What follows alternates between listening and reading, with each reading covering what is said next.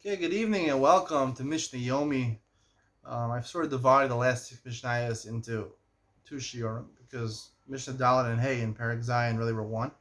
So tonight we're going to be doing Perek Zion, Mishnayos Vav, Zion, and Ches, 6, 7, and 8. We'll start from Vav. Ana Shizara is a kerem, v'yatzim fanav. Let's say someone overtook your vineyard, he threw you out of your vineyard, and you left, right? And he planted Kilayim over there. Kotzru afil b'moed, and then it was returned to you. The honest left. This person forcibly took it over left.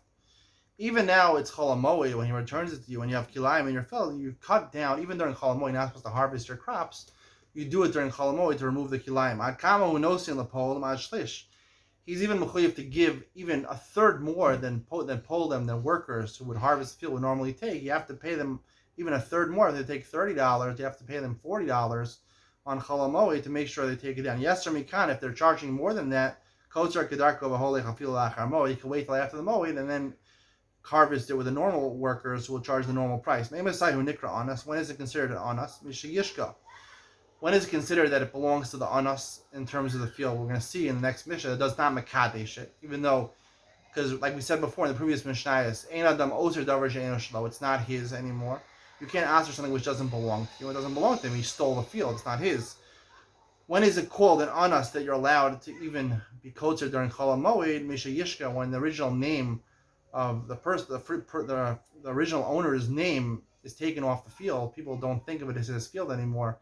It's already called the anas's field. Then it's already enough, considered the anas's field enough that we're allowed to cut it down during Chol HaMoed. Zion, haruach she'illa es hagfana magabe tfua. Let's say wind came and cut some grapes or vines, detached them, and it landed on top of grain, right? Which was obviously planted far enough away. It shouldn't be kilayim. Yigdor miyad, you should remove it right away.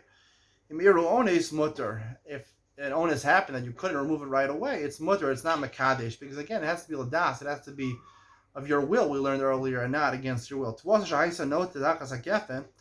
say you have grain that was distance 4 amos, but it's growing and it's growing, bending over so that it's directly underneath the vines. Or you have vegetables growing towards the vines. All you have to do is turn it back the other way. It's not makadesh.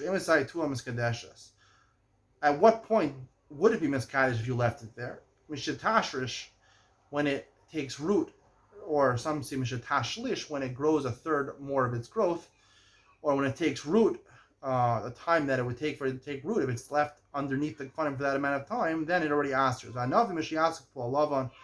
grapes, you want to aster the grapes, it has to be that they grow to the size of a white bean. This is a small size or white bean. Tua, shiav shakal sarcha. The Mishnah continues. You have wheat, let's say, that got completely dried up. Anavim shabishlu kal sarcha, and our grapes that became overripe. Aim is even those are mixed together, the tefua gets underneath the grapes get near the tefua, they're not mekadesh. It has to be something which has the capability of causing, has to be moist enough in order to lend growth, that they grow together. It should be kilayim, otherwise it's not kilayim.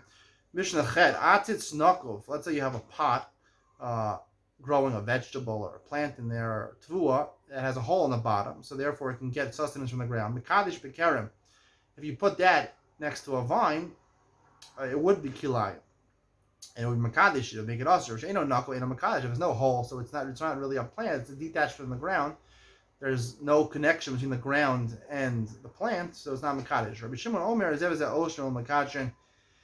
He says even if it's not knuckle, even if it's completely not doesn't have a hole in it, it would be usher to put it next to each other, but it wouldn't usher b'diavad.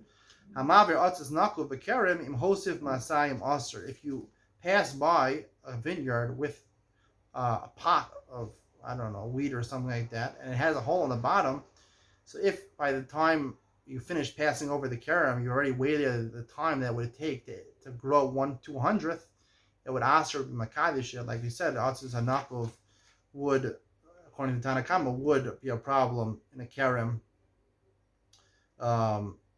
Now, we hold like Tanakama. I don't think we hold like Rabbi Shimon. That'll be the end of the Mishnah for today. Stick around for you on the Mishnah. It's coming up now.